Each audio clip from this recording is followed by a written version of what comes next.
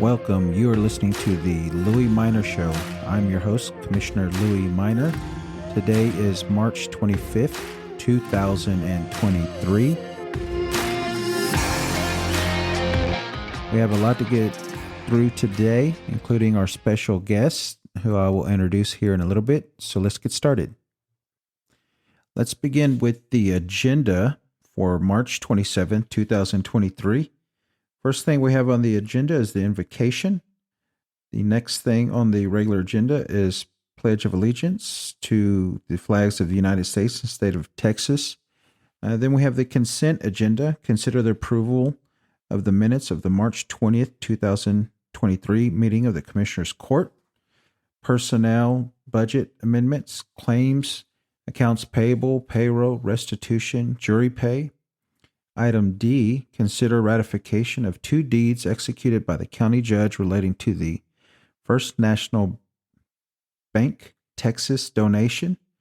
Item E, consider authorizing the purchase of a SAN solution through the Texas Department of Information Resources, DIR, with CDW-G under contract number DIR-TSO-4331 for the Communication Center. The new solution cost is $199,723 plus first year maintenance cost of $26,047 for a total cost not to exceed $225,770.44 with appropriate budget amendment. Item F, consider the creation of 4,920 temporary annual supplement for the Bell County Juvenile Justice Direct Supervision staff working in the Bell County Juvenile Detention Center to be funded by vacancy along with associated budget amendment. Supplemental to be paid out through the end of the year of fiscal year 2023. Item G, consider deleting the accounting clerk position in juvenile probation at a 203-01 and adding a detention officer position at 306-06, utilizing extra help budget for the difference in position funding along with associated budget amendment. Item 4, consider an order approving the retail sales of fireworks during the 2023 Memorial Day holiday. Item 5, consider an amendment to the Bell County Employee Handbook regarding holiday pay, policy number 513, to be effective April 1st, 2023. Item 6, consider authorizing the county judge to enter to a interlocal agreement with Central Texas Council of Governments for temporary use of county property, a road and bridge yard in Holland for an air monitoring station. 7, consider authorizing the county judge to enter into an interlocal agreement with the City of Killeen regarding City of Killeen Tax Increment Reinvestment Zone Number 2. Item 8, County Engineer, consider and approve the final plat of the No Creek Ranch replat Number 1, being a 2.08 acre Lot 1, Block 1, subdivision located within the City of Temple's ETJ, Bell County, Precinct 3. B, consider and approve a resolution to abandon 1670 Lane located in Bell County, Precinct 2. Item 9, consider the demolition of the Confederate Memorial. Item 10, receive an update on the Bell County lawsuit against the City of Killeen. Item 11, County Judge and Commissioners announcements. And that is everything for the regular agenda. Now we'll move to the workshop agenda. On the workshop, we have reports and updates from various county offices and departments, capital improvement, update on the jail expansion, Salado Annex and Museum Archives building, Killeen Annex and District Courts facilities, and discuss FY 2023 CIP projects. Item C, presentation of the Phase 2 Small MS4 Annual Report for 2022. Then we have item D, discuss the final plat of the enclave at Lake Belton Phase 3 being 70.004 acres, Lot 40, 3-block subdivision located within the City of Temple's ETJ, Bell County Precinct 3. E, discuss Bell County magistration. Then in the afternoon, we have FY 24 budget discussion on vehicle request, update on the Workday ERP project, discuss creating a policy for the use of county email for fundraising activities.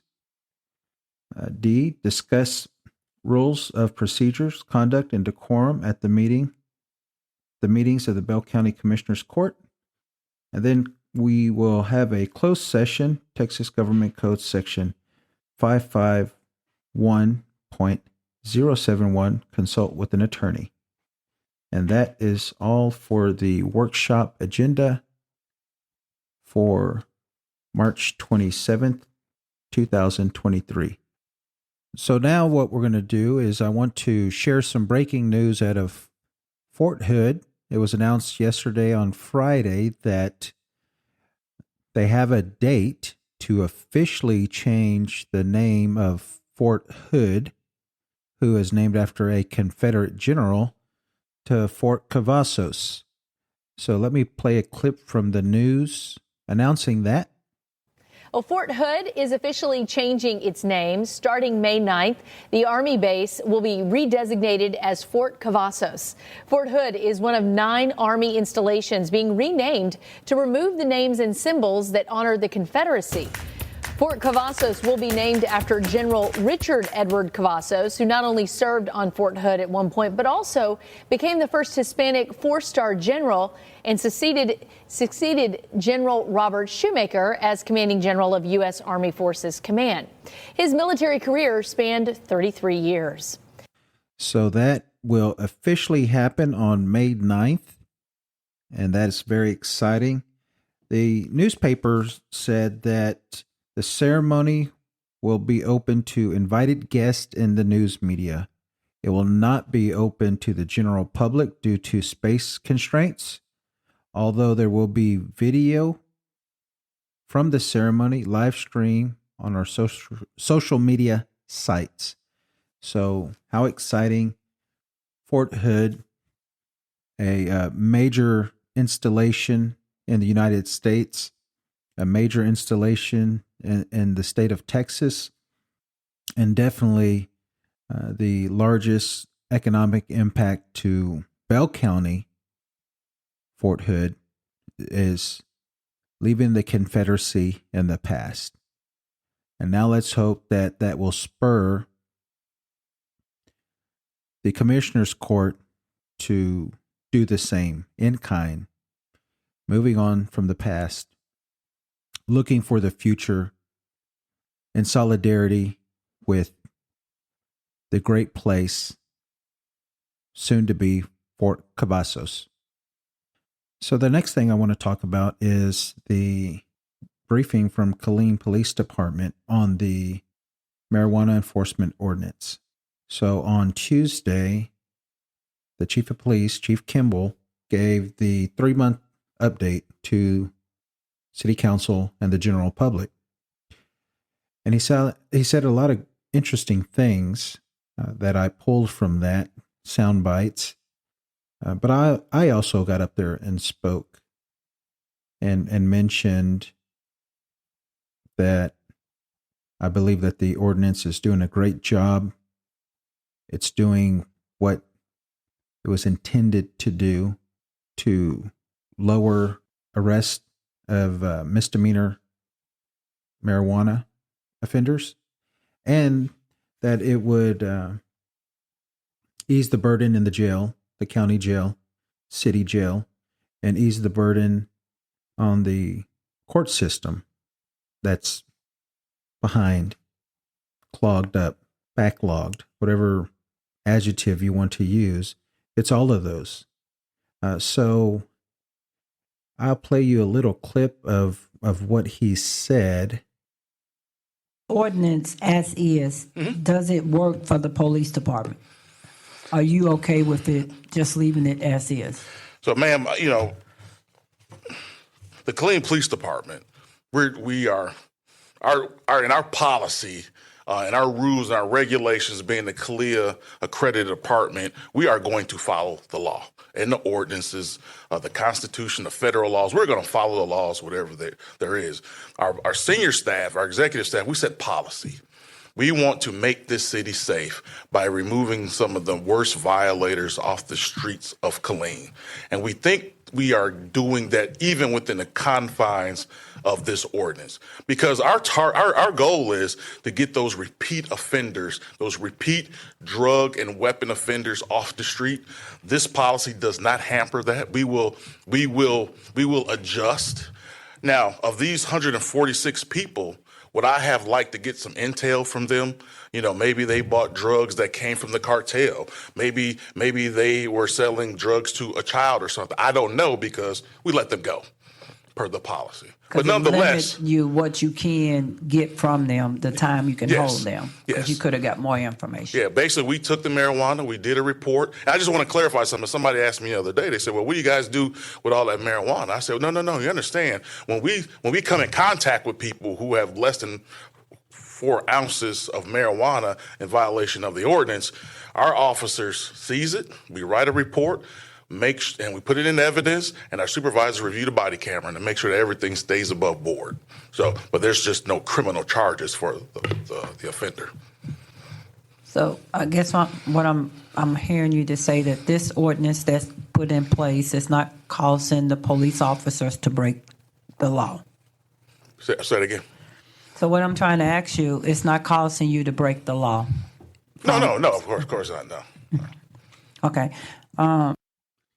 So there you have it from the chief of police himself, Killeen Police Department, that the ordinance, Proposition A, as it's commonly called in the city of Killeen, is not making Killeen police officers break the law. Okay, so now I want to introduce my guest for today's show.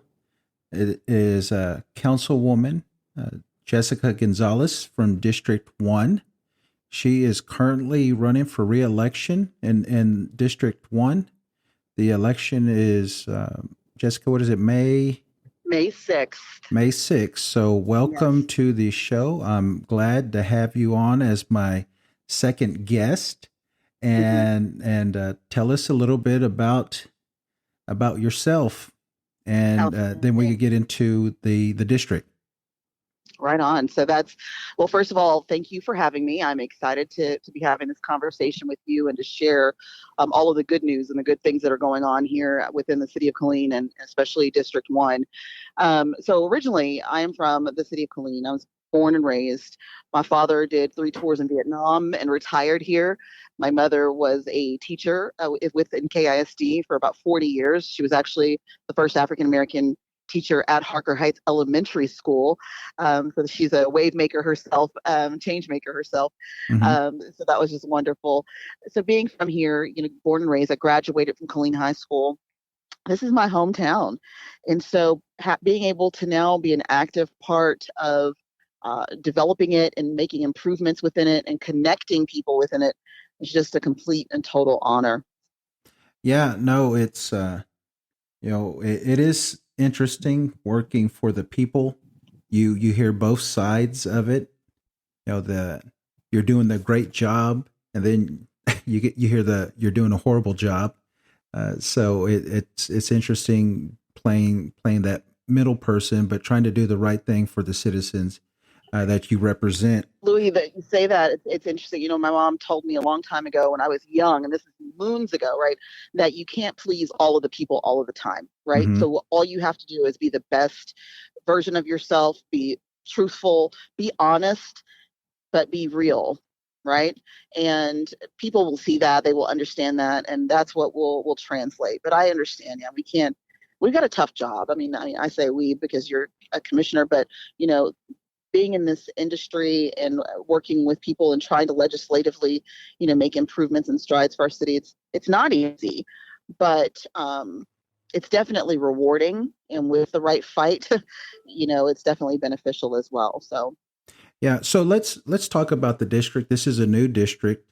After redistricting, they have to draw the lines to make it more balanced. I previously lived in District 3, but now I'm in District 1. So you're my representative. So how much more, I guess, real estate boundaries did you gain once they realigned the district boundaries? Right. So I think that the estimation was about 5 miles as far as the space is, or the coverage is concerned. As far as the registered voters, we were actually in process of working that out. We were having some difficulty breaking out those numbers, but we are in process of that. So I'll definitely be able to get back to you on the actual numbers, but we're about 5 miles in radius that we picked up. And you gained all of downtown, correct? Oh yes, I've always had downtown, but I've gained more on the Veterans Memorial side to Fort Hood Street. Yeah. Okay, so your entire district is what boundary?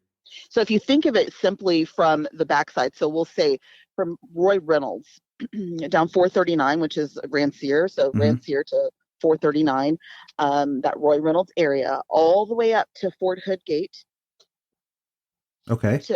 And then over to Veterans Memorial, and then down to Roy Reynolds again. So that kind of square, it's a weird shape, but that square in general is my district. So your district covers the original Killeen. Downtown.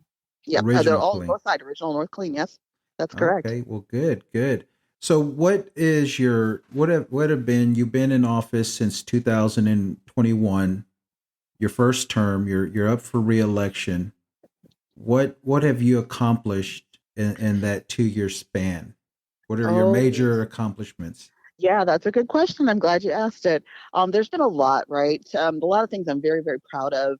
My first initiative was the making sure that I allocated some funds to our Meals on Wheels. That was the very, very, very first thing that I did, and that was $250,000. I was able to allocate to our local Meals on Wheels organization because they do a tremendous job serving our seniors and taking meals to people who are, shut in. And so it was very important understanding that they were having some challenges with raising funds and being able to update their facility. So to be able to do that right out of the gate for me was probably one of the biggest honors initially. So that was the start, right? And then really, Louis, what happened was, trying to think of different ways creatively. There's legacy issues that Ms. Shirley Fleming before me had, that it was very important that we maintained and kept a focus on. Like, she was working diligently on grocery store and had made some connections there, and she was working diligently on some development that was taking place, partnerships that were taking place downtown. So maintaining those legacy issues were very important to me, and then also stepping in and looking at how can we start to rebrand ourselves. We know that as a city we need to rebrand, but as a district, in District 1, there's a lot that we needed as far as, obviously, a grocery store is a number one concern, but there were some things that we needed as far as our business development. We've got the industrial park in District 1, which is a huge asset, right? So there's a lot of benefits that come from having that industrial park located where it is. So the question became, okay, it's not full. How do we get this thing filled with productive businesses that are creating jobs, that are creating new opportunities, but then also putting back into our TERS, our tax investment, reinvestment zones. So working with the city and coming up with a strategy for those things, for growth and development. And on top of that, in our north side, working on safety and addressing our homeless population. So I always say it's like an onion. There we had so many things that we had to address from jump, right? That was going on in north side. But successfully, I was able to then come up with a creative way to stimulate business growth, stimulate some activity in that industrial park. And by creating a grant opportunity for business owners, Louie, that concept alone, when we start talking about revitalization and how do we start changing our image and getting some activity downtown, we had to bring people back there, right? We had to create an environment that people would actually want to be in and become a part of. And so creating those business grants, I created this concept and then championed it to the other council members, and they got on board. And so we were able to push forward with the business grants. We gave away almost $1 million in startup grants. So what I've been so happy with this council, Miss Fleming, your predecessor, she tried to accomplish a lot of things that have been done by the current council. I just don't think she had the support for the downtown development that the current council has a stomach to fund. Right. You're absolutely right. And so that's why it was very important to build a coalition. This is a team effort, right? You have to be able to understand how to work with people, how to negotiate, how to, and then sell, right, our north side so that people can see the vision. And that was one of the things that I felt was we need to start talking about this again. What is the vision of District 1?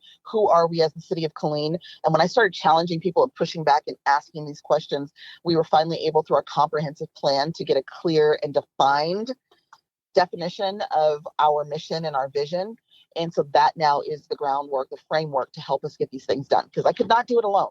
And I'm thankful that I have the support on the current council. And I think the one thing that changes that what District 1, the challenge for District 1, that's probably not in any of the other districts, I'm on the P&Z, so I know a lot of where the development is happening.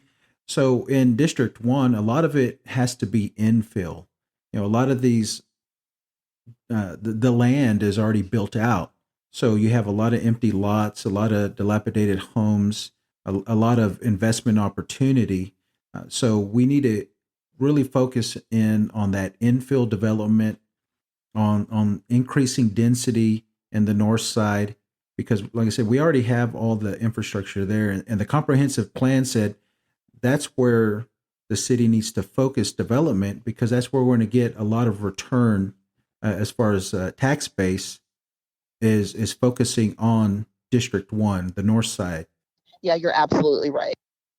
Yeah. So what could we expect from a second term from Ms. Gonzalez? I'm sorry, Louie, can you state that again, please? You lost me there. Yes. So what can we expect from a second term from Councilmember Gonzalez? Outstanding. Yes, oh gosh. So yes. So on top of that, working to continue the legacy drive of creating business in a more business-friendly type of environment, working on that, championing the downtown revitalization. We are working on getting a Main Street designation. I'm right now in process on getting our international food designation, because we more than qualify for that through the state. And what that means is more exposure for our area businesses. That means, just more exposure for us as a city, and then more opportunities for our citizens to enjoy, unique dining experiences. So pushing that completely, then also working with our emergency management team to make sure strategically they have what they need to be able to handle our growth. And as we still continue to move our city forward, emergency management becomes extremely important. And so making sure that they have strategically and statistically and structurally everything that they need to make sure that they can continue to take care of our city is also essential. Now, we've got some funds allocated for our local parks, which is huge. And then also, Louie, while I cannot say who is potentially here or maybe coming, there are a lot of business connections that have been made, and partnering with our chamber, our EDC, and the local chambers, the Hispanic Chamber and the Innovation Black Chamber of Commerce, they have been very, very supportive, especially in District 1, with understanding our need for grocery store, right? So while this didn't happen in my term, it didn't happen, it's been going on for some time. This is something that I know that we desperately need.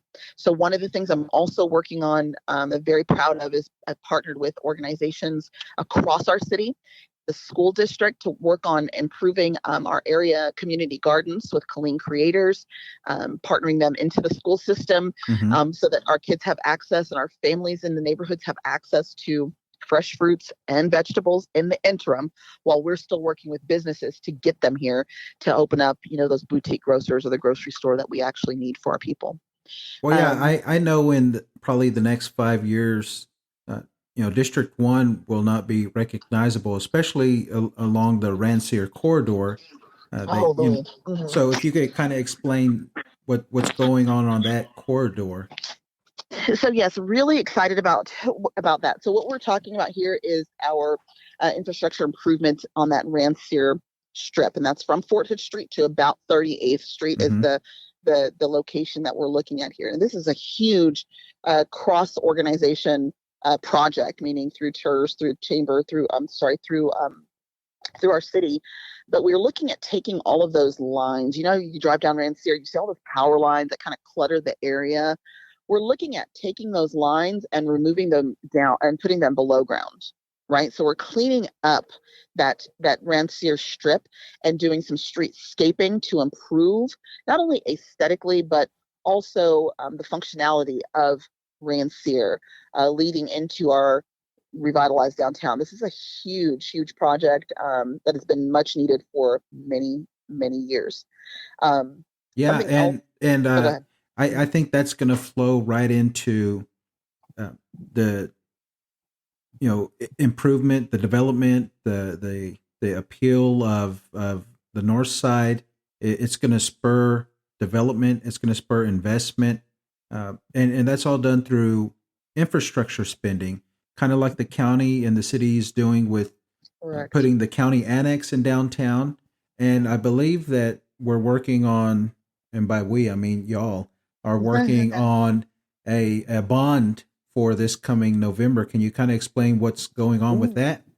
Yes. So one of the things that we have definitely purposed ourselves to do is to make sure that we're completely transparent with our citizens and that we're exploring every single option as we're starting to move forward in our growth and development. So looking at a bond option for some of our growth and infrastructure development that we know that we absolutely are behind the curve on.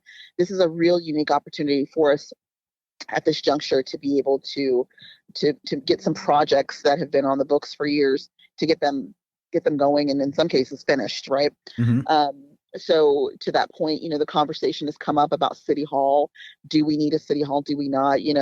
Historically, our City Hall has just kind of been put in whatever building it could be put in that it fit, and what's happening right now, unfortunately, is that we are putting a lot of money into repairs and things like that, and it's not really functional at the building that they're currently in. So the question from our citizens was, do we need a new City Hall? Let's look into this. So that's what we're working on right now, looking at numbers to see if this is something that's a viable option for us. If we do get a new City Hall, what does it look like? Where does it go? Which departments are in there? Those are all things we're investigating. But that GEO bond would be the vehicle that would help us. Yeah. And if you look at our current approved comprehensive plan and even its predecessor, both of those called for downtown investments with government, where I think they call it government services. So having a consolidated government services in downtown, the county is doing its part. The city, I believe, will do its part. The citizens and everyone that involved, I think that they see that need, just like parks, just like improving roads. So I definitely hope that we get an opportunity to vote on that. That's something that I will definitely support. And so some people wondered, can I just touch on that really quick before we move forward? Because there's some question or confusion about why we chose to go the route that we did versus just saying, spend the $108,000 on the design elements, we really wanted to first find out. We know that we needed a city hall. That's really not a question at this point. We know that we needed functionality and for feasibility for our constituents to have a centralized place to be able to get the majority of their business done is extremely important. But what we didn't want to do is we didn't want to just say, here's go design this without knowing exactly which departments are we looking at. Let's look at some other cities who have designed these new city halls, and what can we take from their pros? What can we try to avoid from their cons? And then let's get this thing designed out and start moving forward. So we really wanted to make sure. And then the next phase of that was, if we were to remove, let's just say we took out Public Works and we took out 2 or 3 different business entities within our city and put them into the new hall, that means that we would be freeing up potential real estate space, right? Mhm. Which means a couple of things. We could either put these businesses, there could be money that could be from a real estate sale, or we've got now money going on to our tax rolls, millions of dollars we could be talking about potentially, right? Right. So we thought it was very important that we could say to our citizens, okay, if you approve the city hall, it's not because it's something shiny and new. We need it, but here's what it's going to cost for us to design it out. This is what the design potentially would look like. Here are the offices that are potentially going into this facility. Here is the real estate that's going to be freed up because those offices are going into the facility. And then here is our potential return on our investment from the tax rolls and from the sale potentially of these buildings, right? So if we can paint that whole picture for our constituents, then we feel that we'd be better to sell this idea of why we need the city hall and why it's really important. Yeah, and I think that would include a police annex or a north side replacing what's there. Louie, yes, yeah. And court system, and a new courtroom, right? Absolutely. And one of the things when I told you about this onion, I get really excited because there's so much going on right now. And on the north side, we've made a lot of progress. So we're working on our substation for the police department on the north side again. Right. So we're working on that substation, which is going to be huge, right? But in the interim, what we've done to help bring that police presence back, which is also asked for by our constituents, they wanted to be able to see more of a presence. Working with KPD, I was able to help, conceptualize, and then of course they ultimately did it, but the engagement unit of the police department, which is downtown. And so those folks have been instrumental in our recent growth and development and relationship building with our businesses that are down there. It's been a wonderful, wonderful addition to all of the growth and things that we've got coming. So how is it with you advocating for District 1, and if someone has an issue that's going on in, say, District 4, like what input, like I guess I'm trying to say, like, how do you make a decision for something that's happening in District 4?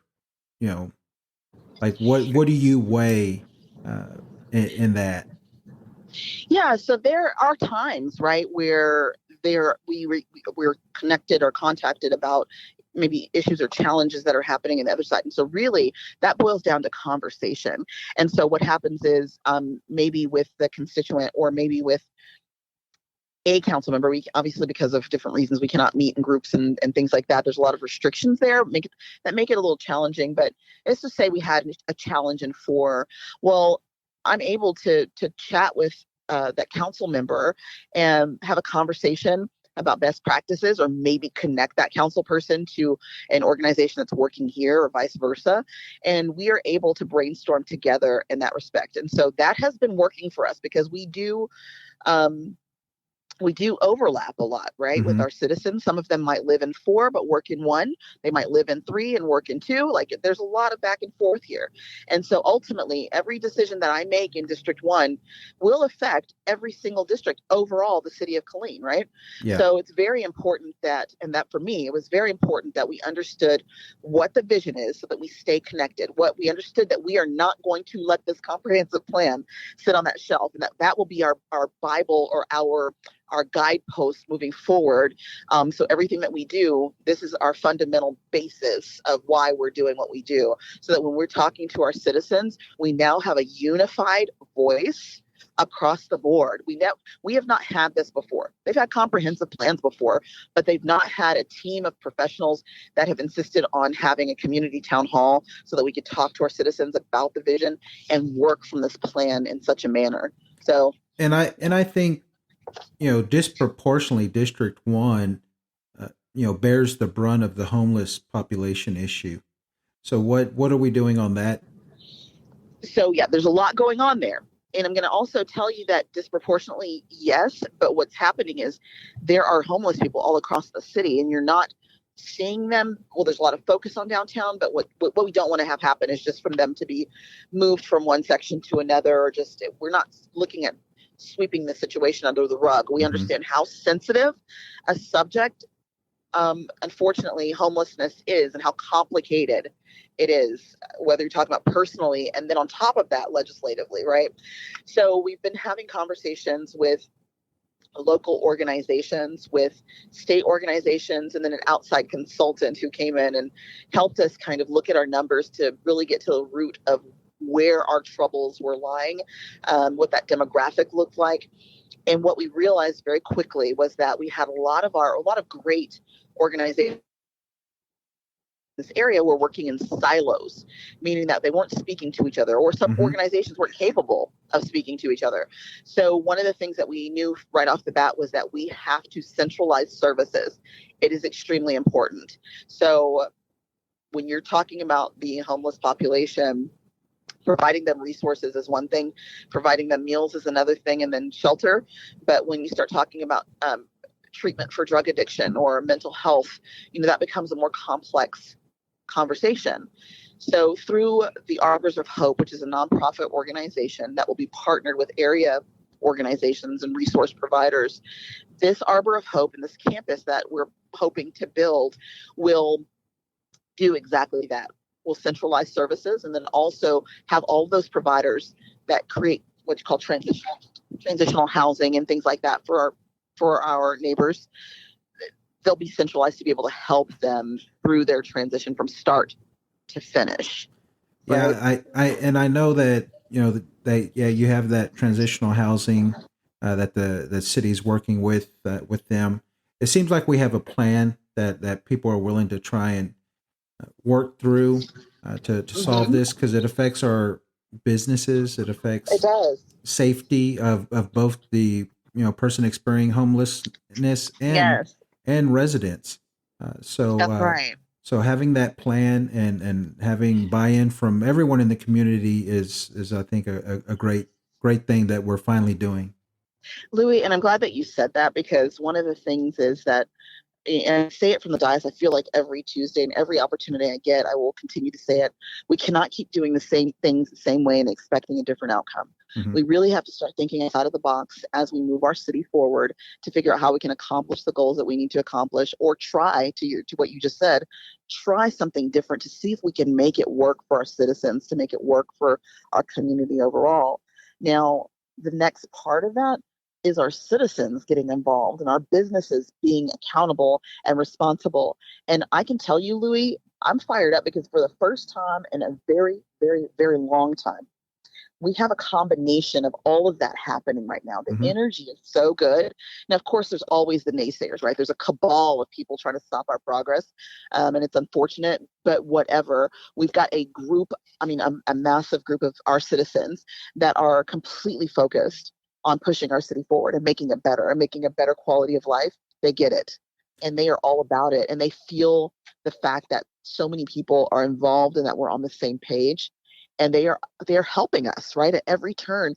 And that is something that makes me very proud, because you know that you cannot do it alone. So again, just like me on council, it's not a one-person show. So if I can't get up there and say I'm going to do X, Y, and Z, I can't do it without my team, my council. Right. And then we can't do it without the citizens. But the citizens collectively, with all of those entities in play, man, there's no stopping us. If we can stay on the same page, speaking the same language, we're bound and destined to move our city forward.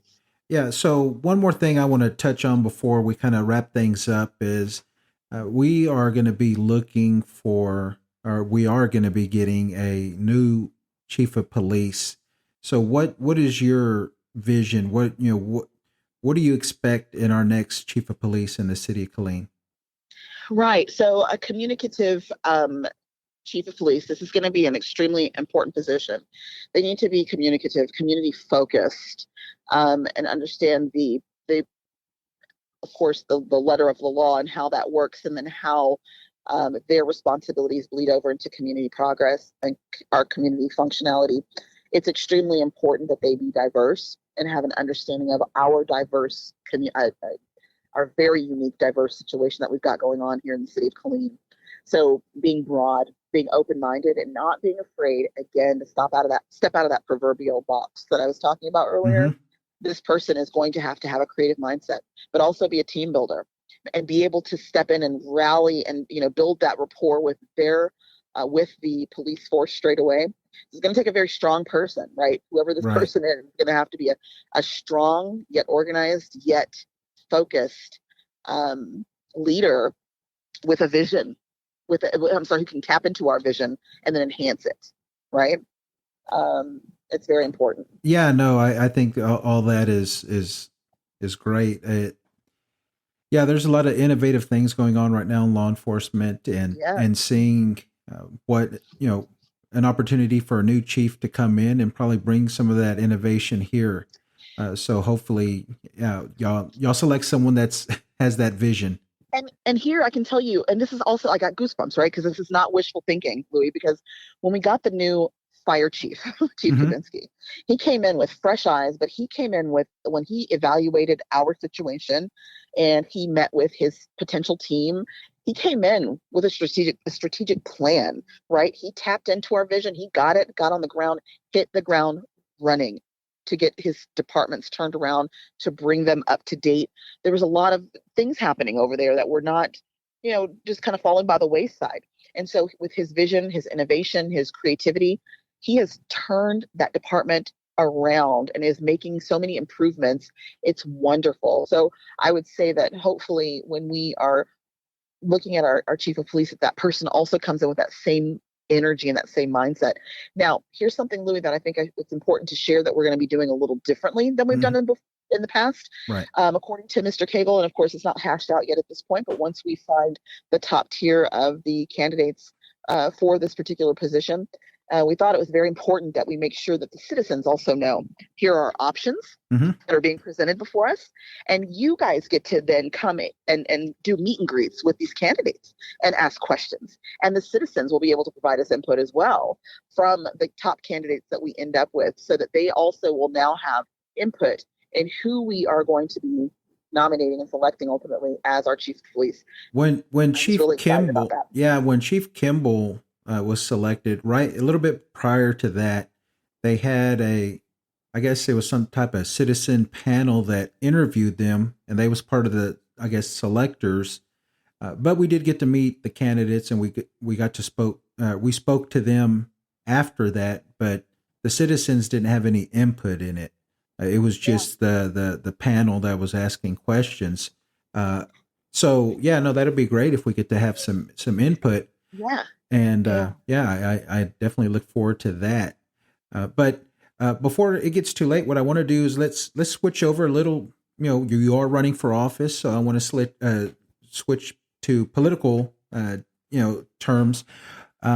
If people want to get involved and get to know more about your campaign, where can they find information? Please follow me on Facebook. There's so much going on in our little district, so I'm posting frequently on Facebook. So that's Jessica G, the number 4 me. So Jessica G 4 me on Facebook. Please follow that page. Also, if you have any questions for campaign season, you can reach me at 254-300-1510. 254-300-1510. And then we are always looking for volunteers and community champions to partner with. Mhm. to help us continue to get the word out about the good things that we've got going on in District 1. Now, I have a sip and see, which is very important, coming up. And the sip and see is a little different than a traditional town hall. We've got some refreshments, we'll have drinks, and it'll be a little less formal, but it's very important that the citizens not only hear from me, the politician, or me, the city council representative, but also then hear from the people that are on the ground, the business owners and the leaders that have now partnered with the city and been a recipient of my vision, which was that grant, those business grants, for example. So we'll have people there that can talk and also share what's actually happening. So it's not me just standing up on a podium saying, "Hey, I'm going to deliver X, Y, and Z," and then you not really know if it's happening or not. I'm going to have the recipients of the deliverable that will also be there to share their stories with the citizens who might not be aware. So very excited about that. And what is the date and location for that? Sure, that's on April 1st at Space Create in Killeen. That's 207 Avenue D. Okay, in and Killeen. we have 1 to sign p.m. up for that? Nope, they can just come between 1 and 4. It's a come and go type of event. Okay. And but that's on April 1st at Space Create in Killeen, downtown Killeen. Okay. Well, no, I'll definitely be there if I can. I got to check my schedule, make sure, because I have a lot of training coming up that I'm going to have to go to. But when does early voting start? So April 24th starts April 24th starts early voting, and the locations are spread out pretty good all across Killeen to give everyone an opportunity to be able to get out and actually vote. And then election day is May 6th. Now I know that the Killeen Daily Herald, they did a candidate forum. Are there any other forums that you're aware of? Is the NAACP going to do one, or LULAC? Yes, I'm not sure about LULAC, but I do know for a fact at this time that the NAACP partnered with the Omega Psi Phi fraternity will be hosting a candidate forum, and then also the Innovation Black Chamber of Commerce. Mm-hmm. It will also be hosting a candidate forum, which will be posted on my Facebook page. We are still pending some information from one of the groups, so as soon as we have that, we'll make sure that's shared across the social media platforms. Okay, no, that's great. That's great. Like I said, I love what the council has been doing, what you've been doing here in the city. I'm seeing progress. I'm seeing action and movement here in, I live in District 1 now. So, everything that's going on is a positive. And, I really just hope that we're able to continue that forward movement, that progression to make this city better for us. Yes, and in closing, can I just say, answer to that, that yes, we are doing a lot of things to continue to move our city forward. And there's an organization that has just recently broke ground here in our business park, which is extremely important. And I don't think that we're screaming this from the rooftops enough. But when it comes to our future growth and development, this company is opening up a huge door for the city of Killeen across the board, and also District 1. Mm-hmm. Donggen Semikin, they are a organization that makes the components for they create the wash for the semi components that Samsung makes. That's in every single electronic that we have today. They create the component that cleans those things to keep them sanitary. This organization has been around since like 1967 and was obviously in Europe and in Korea and outside of our country. Their first plant in the United States is located in Killeen, Texas. That is huge. It is. It's huge. And we are opening up, because of this, other opportunities that we weren't even in the running for. So when we start talking about jobs and growth and development, this is huge. And this is another opportunity I'm very, very, very proud of. So again, we're not talking about it. We're actually being about it. And you can see the fruits of our labor, the fruits of my efforts out here on the street. Yeah, I met with a guy that used to work for me, and Mm-hmm. he came by my office on Rancier, and I asked him, I'm like, hey, what are you doing now? and he's working for Tesla. And he rides the bus. He meets, I forgot exactly where he said they meet here in Killeen. Yep. But yeah, he gets on the bus. They go work 12 hours down in Tesla, down in Austin. And then they bus him back. And I was like, wow. And he loves it. So yeah, there are some good things going on here and good things that will continue to go on as Killeen grows. And like I said, we need good leaders to lead us. Yes, sir. Yes, sir. So, Well, thank you for this opportunity, Louie. I really appreciate you taking a moment to chat with me and for me to be able to share what's going on in District 1. I'm super excited about all of the things we've got happening. So, okay, thank yeah, you again. no, thank you for coming on and giving me your time. And one last time before we finish this off, if you just could give your contact information if people want to find out some more information and get involved with your campaign. Sure. To get involved with the campaign for campaign season, you can reach me on Facebook at Jessica G for me. That's Facebook, Jessica G, the number 4, me. Or you can reach me at 254-300-1510 during campaign season. If you want to volunteer, that's the best way to reach out and connect with us. All right. Well, thank you very much, Councilmember Gonzalez, District 1. And we look forward to working with you and working through this campaign. So, all right. Well, thank you. You're welcome.